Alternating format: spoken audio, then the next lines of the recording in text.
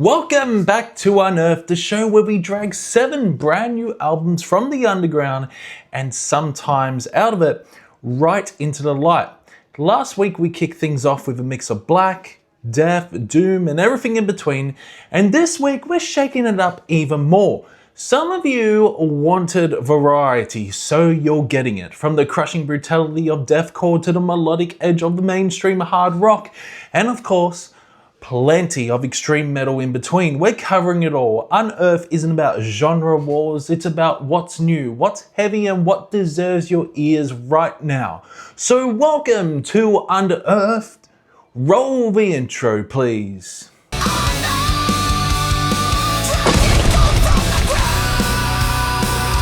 So first up on Unearthed, we're switching gears with the Canadian hard rock band 3 Days Grace and their new record Alienation, released August 22nd through RCA Records.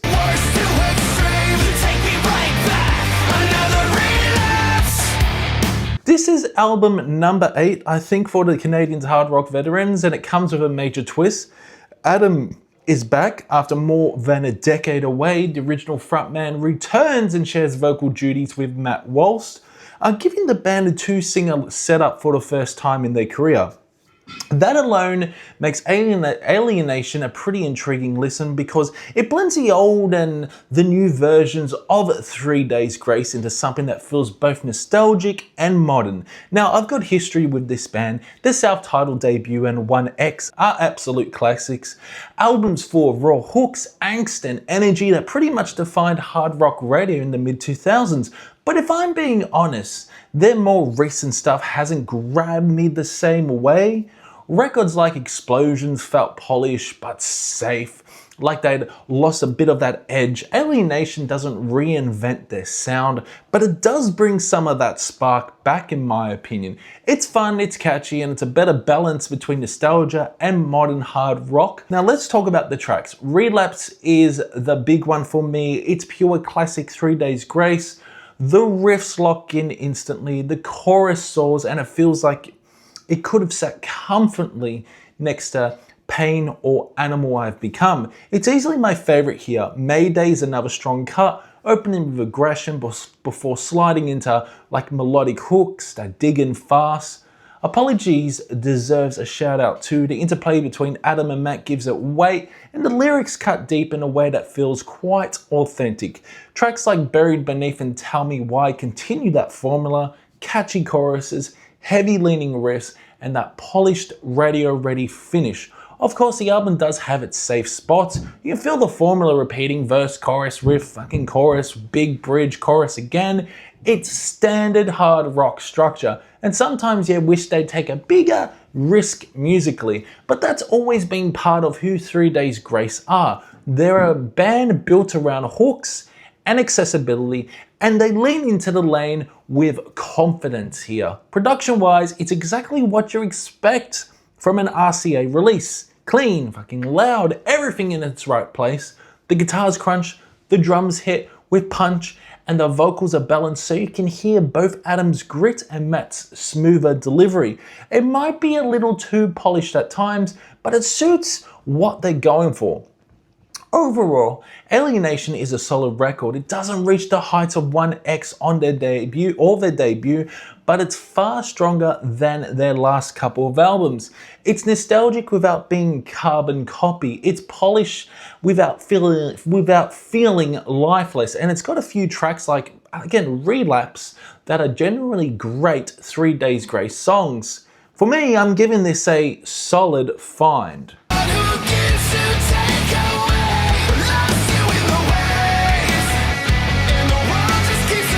Next up on Unearthed, we got the American deathcore band Signs of the Swarm with their new record To Rid Myself of Truth, released August 16th through Century Media Records.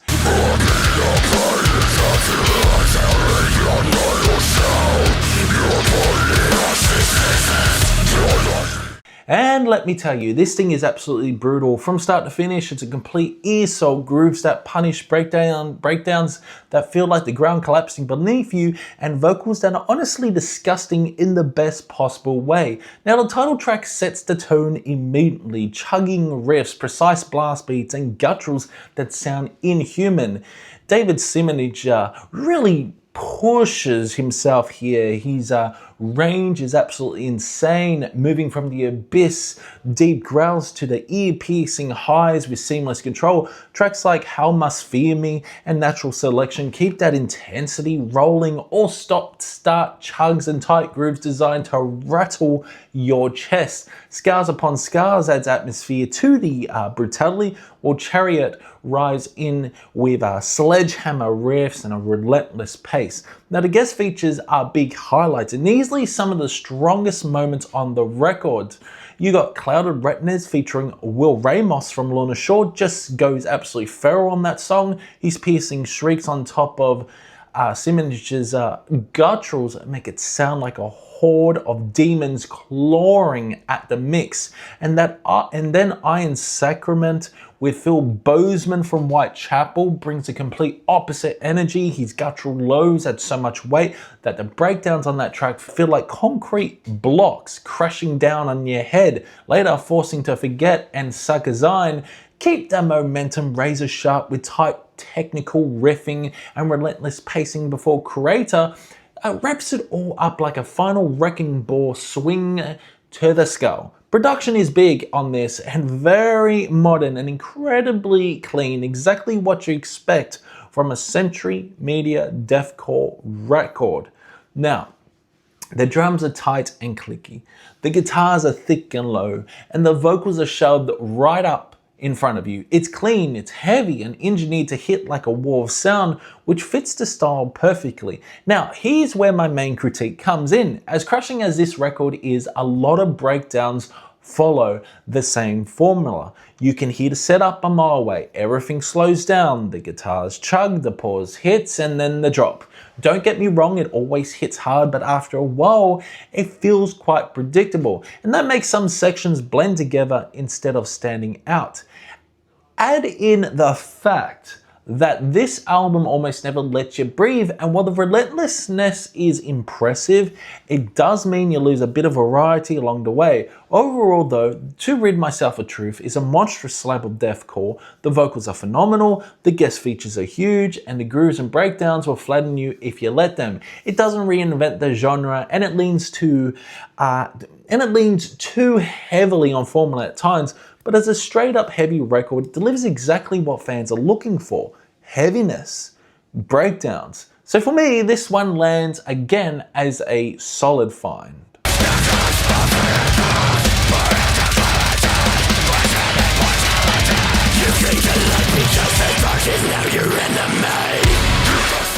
Next up on Unearthed, we've got the German underground veterans Desaster with the brand new record Kill War Idols, released August 22nd.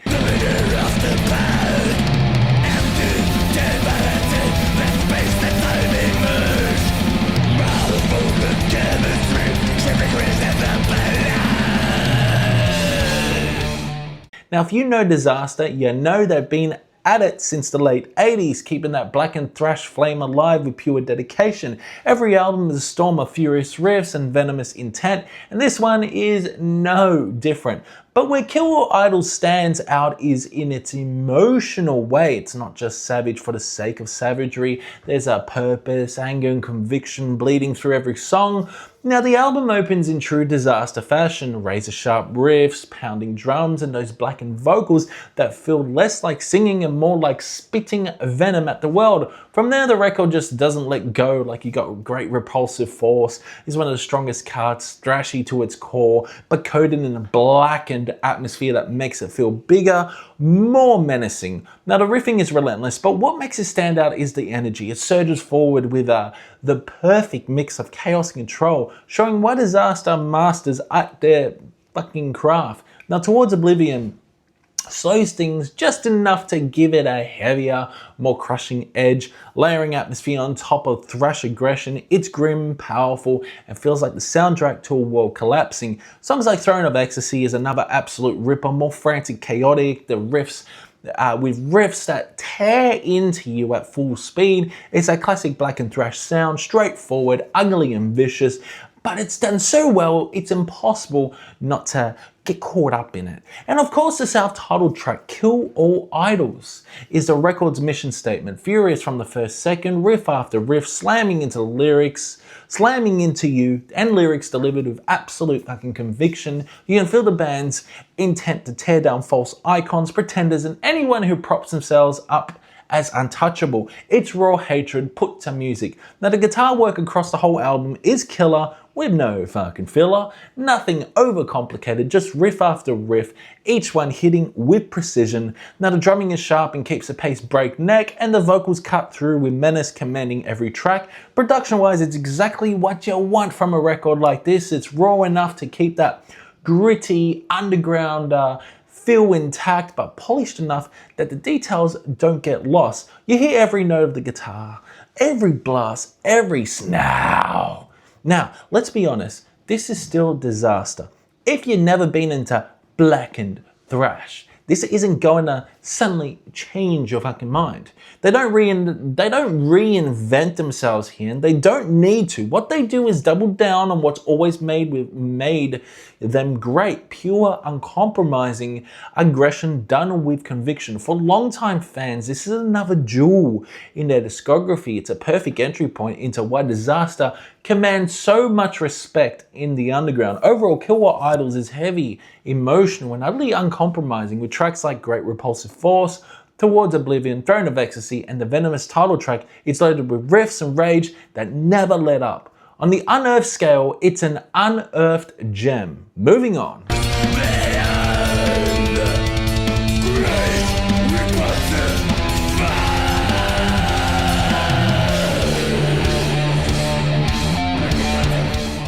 Next up on Unearthed, we're stepping into something more atmospheric with the American band Deftones and their brand new record, Private Music, released August 22nd through Reprise Warner.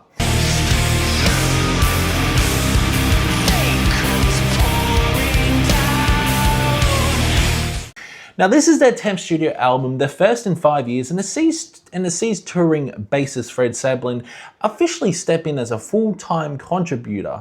So right away, you know this one was going to have that big polished after the people around that produced Diamond Eyes also produced this album, I think. I'll be honest, I've never been the biggest Deftone fan, but I've got to give it to him. Private Music is a really strong record. It's more atmospheric than some of the past efforts, and the songwriting here feels inspired. The opener, My Mind is a Mountain, is a killer way to start. It's dick-laid and quite cinematic. It builds tension through soaring vocals and a massive war riffs before cutting it down again into dreamy space. Got songs like Souvenir as one of the stranger cuts, playful at first, almost indie in tone before it flips into like crushing fucking riffs. Milk of the Madonna goes heavier, maybe the heaviest moment on the record, and it works. It's aggressive but still quite melodic. There are softer, moodier cuts too, like I think about you all the time, which leans dreamy and vulnerable, showing that softer Deftones touch.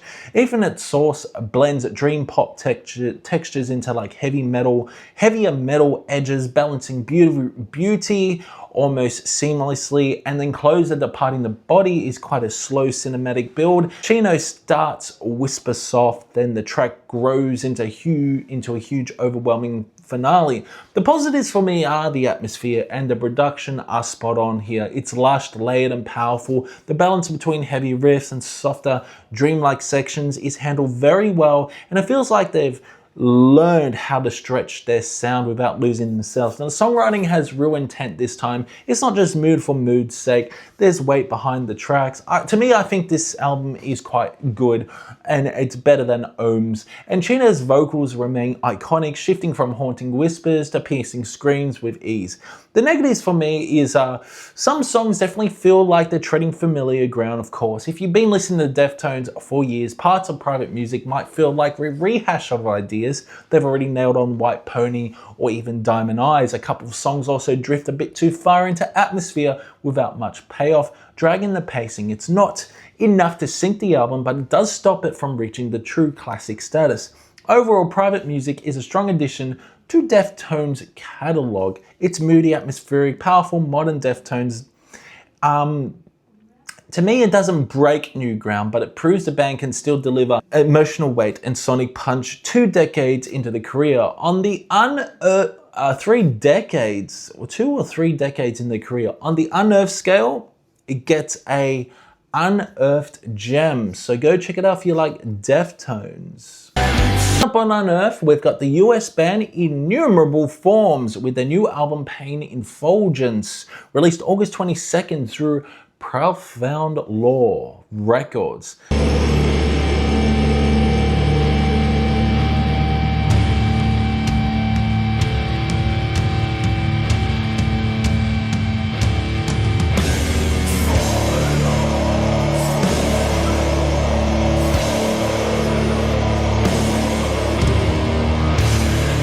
Now, this is a towering record. It doesn't just hit hard, it consumes you. It's death, metal, and doom blended together so seamlessly that at times it feels like the ground beneath you is splitting open, dragging you into something suffocating and endless. From the moment the distortion creeps in, you know you're stepping into a space where there's no light, only shadow, weight, and despair. Now the vocals are monstrous, cavernous, guttural, and unrelenting. They don't sit in the background, they command the songs. Every roar feels like it's tearing through the mix, echoing like it's coming from some void just beyond reach. Now the guitars match that presence with riffs that hit like wrecking balls, while eerie, whining leads cut through the murk, bending the sound into something unsettling. You can feel the tension coil every time those leads scream out, and I'm talking about these guitars are torturous. They scream. It's like air escaping through cracks in a collapsing tomb. Now the album thrives on contrast. There are tracks that hit instantly without warning and leave you breathless. Resentment is one of those moments. It doesn't wait, it doesn't build, it just detonates. The vocals slam straight in, and the effect is almost like a jump scare. You don't expect it, and when it happens, it shocks you out of the haze and demands your attention. Then there are slow burners, the ones that feel like they're dragging you deeper into the earth's core. Impulse is suffocating, balancing bursts of death, metal speed with long drawn-out doom passages that feel like time itself is slowing. Indignation sinks even further, pulling you into pitch black space where every note lands like a shovel of dirt being thrown on your coffin. It's grim, it's punishing, and it's addictive in its way. On the other end of the spectrum, you've got overwhelming subjugation. This one is a fucking monster. The riffs are crushing, but it's the guitar leads that shine. They snake their way through the distortion, infectious and hypnotic. Even as the song pounds you down, there's a hook to it, something memorable that makes you want to dive back into it again. It shows the band's ability to not just bury you, but to carve something lasting into your head while they do it. Now the self-titled Pain Effulgence feels like the album's core statement. It is fucking massive. It's methodical and devastating. Everything the record does well, crushing doom, suffocating atmosphere, cavernous vocals, it all comes together here in one overwhelming slab. By the time it ends, you feel like you've survived something, and then comes austerity and attrition. The closer, 7 minutes of funeral doom pacing that leaves you crawling by the end. The drums feel close to ritualistic, pounding like ceremonial strikes, while the riffs drag endlessly slow enough that they feel eternal. It doesn't let you breathe. It doesn't let you out. It traps you in its haze until the very last second. What's incredible about this album is how immersive it is. It's not just heavy, it's really fucking suffocating. The distortion blankets you, the vocals loom, and the drums hit like an unstoppable tide. But with all that oppression, there are moments of release. Leads that soar out of the gloom, brief glimpses of light that vanish as quickly as they come. It's despair turned into catharsis, pain turned into atmosphere. Overall, Innumerable Forms is a triumph of doom of death doom. It doesn't try to reinvent the wheel, but it takes death metal and doom to the most extreme emotional places and delivers a record that feels both punishing and cathartic, with tracks that hit like immediate gut punches and others that drag you through the dirt. This is a record you experience as much as you hear. On the Unearthed Scale, this gets the first ever Heavy Treasure. Wow. Amazing album. This is one of my favorite albums of the year.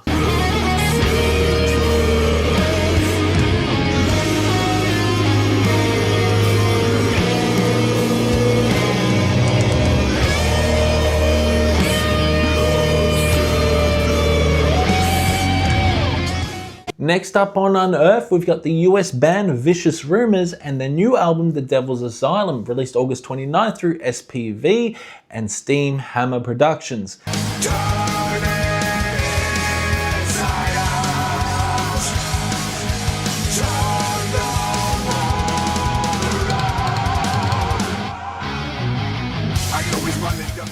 Now, Vicious Rumor have been holding the torch for US heavy and power metal since the 80s, and this record shows they've still got plenty of fire in the tank. You can hear it straight away, the riffs hit with real bite, the solos scream through the mix, and the vocals bring both power and grit. It's a kind of album that feels rooted in tradition, but still pushes forward with energy. Now, the riffs are everything here. You get those galloping, classic heavy metal moments, but also darker grooves that lock in and give the songs a more sinister feel. The solos are pure fireworks, fast, fluid, but never wasted. Every one of them feels like it's placed exactly where it needs to be. The vocals tie it all together, soaring when they need to, but also digging into it like a rasp that matches the heavier atmosphere of the record. There are some real highlights worth mentioning. Dogs of War is one of the absolute crushers on here, tight, aggressive, and built on riffs that just burrows into your head. Now, Crack the Sky in Half has that epic power metal edge with huge vocals and riffs that soar right alongside them. It's one of those anthemic tracks made for the stage. Boring Day in Hell stands out for the solo alone. It's juicy, sharp, and one of those moments that makes you grin when it kicks in. And In Blood We Trust is another killer cut, dark pounding and driven by riffs that feel quite unstoppable. What works so well about The Devil's Asylum is the balance. On the surface, it's classic Vicious Rumors, heavy riff driven and direct, but underneath there's a darker atmosphere that gives the album more weight. It feels a little more sinister than some of the past work, and that edge makes it hit harder. If there's a downside, it's the album doesn't really reinvent anything. You know what you're going to get from Vicious fucking Rumors, and you get exactly that. But honestly, that's part of the appeal. They know their lane and they play it with conviction. Overall, The Devil's Asylum is a strong return for a band that's been at it for decades. It's got riffs that bite, solos that shred, and vocals that soar with just enough darkness to keep it menacing. For me, this one lands at an unearthed gem. The trigger tight. Do you feel the dark? What's your name on the butcher's block? Did you see his eye? And now, for the big one, we close this week's Unearthed with Helloween and their brand new album, Giants and Monsters, released August 29th through Reigning Phoenix Music. Take a listen.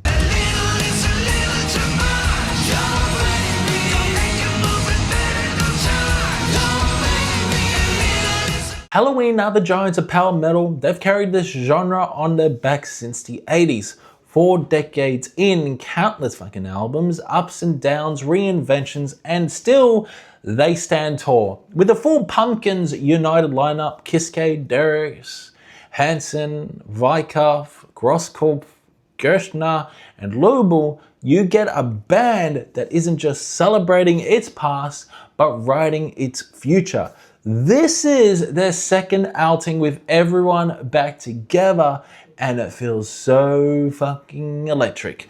Now, the chemistry is undeniable. This isn't a band coasting. It's a band that still sounds hungry, still willing to go to war with riffs and melodies. Now, the sound here is quite colossal. The guitars lock in with that trademark gallop. The harmony soars skyward, and the triple vocal pushes each track into the fucking stratosphere.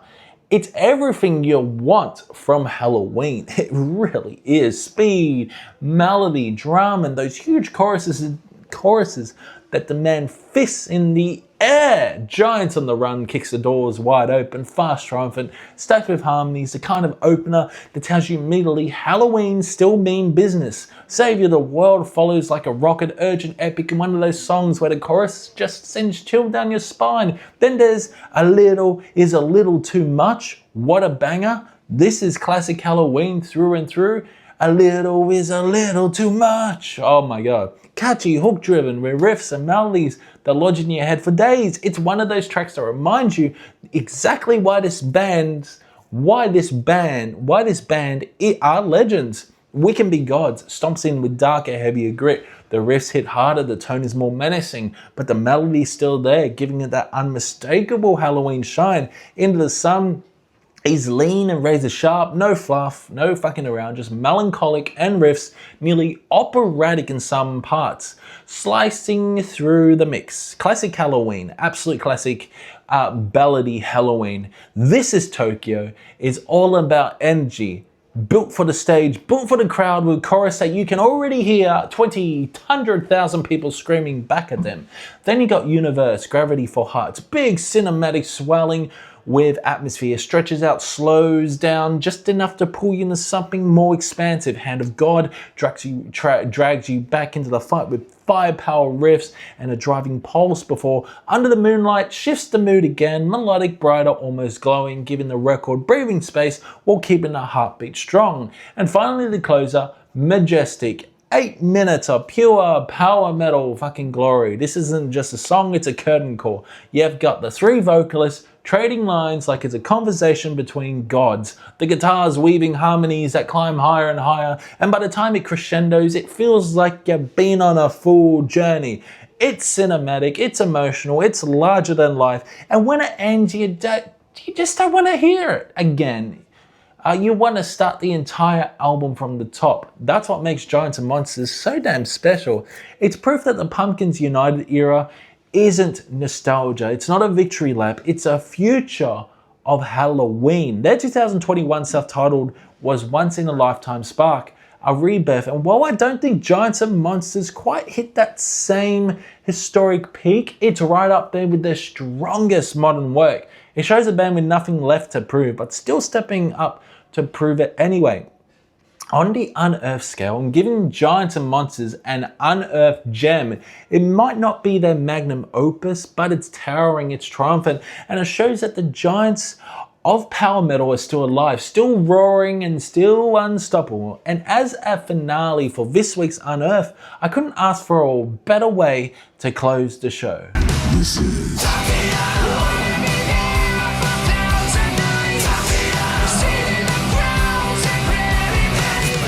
And that wraps up another episode of Unearthed. What a ride this week has been. We've covered it all from the heavy grooves, 7 brand new albums, 7 very different experiences. That's what Unearthed is all about. Digging deep, finding the riffs, the atmosphere, the energy, and giving each of them their moment. So whether it was the brutality, the groove, the doom, or the sheer epic power metal majesty, hopefully you found something here that spoke to you. That's the beauty of heavy music. There's always another layer to uncover, another world to step into. This has been Unearthed. Until next time, stay heavy, stay true, and keep digging, and I'll see you in the next one.